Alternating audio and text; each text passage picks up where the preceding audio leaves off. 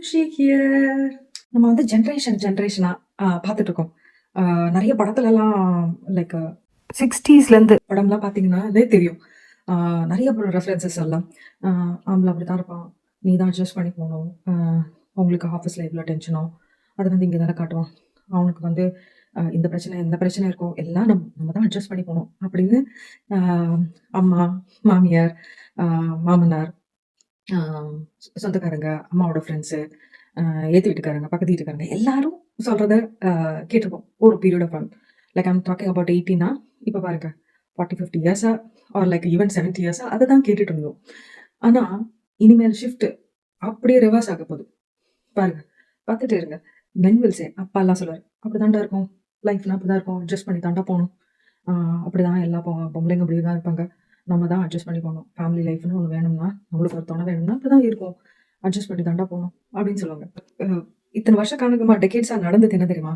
பொம்பள சமைச்சு போடணும். பொம்பள எல்லா நேரமும் சமைச்சு போடணும்.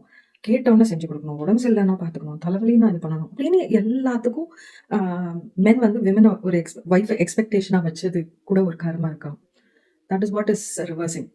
நவ் விமன் வந்து கோவமா இருந்தா, நான் பண்ண மாட்டேன், சமைக்க மாட்டேன், நான் இது பண்ண மாட்டேன் அப்படின்னு சொல்றதெல்லாம் இப்பலாம் வந்து ஒரு ஜோக்கா ரீல்ஸ்ல எல்லாம் பார்க்குறோம். That is going to be the full reverse engineering what is happening. இவ்ளோ டெக்கேடா பண்ணதோட பிரதிபலிப்பு இதெல்லாம். ரைட்? நிதர்சனமான உண்மை. அத நம்ம அக்செப்ட் பண்ணிட்டு போயிட்டு தான் இருக்கணும். அந்த சேஞ்சுக்கு நம்மலாம் ரெடி ஆகணும். ஸோ பையன வச்சிருக்க அம்மாக்கள் தான் இனிமேல் ஃபீல் பண்ணுவாங்க. அதான் உண்மை. ரைட்? அவங்களையும் எஜுகேட் பண்ணுங்க. Things will be different. They have their own life. They want to have dreams.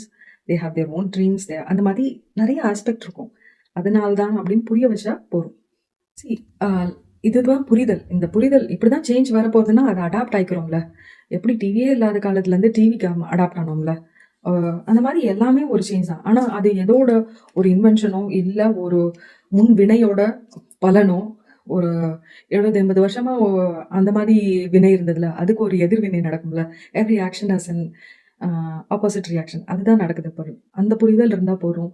Ah we will know how to handle things on situation basis.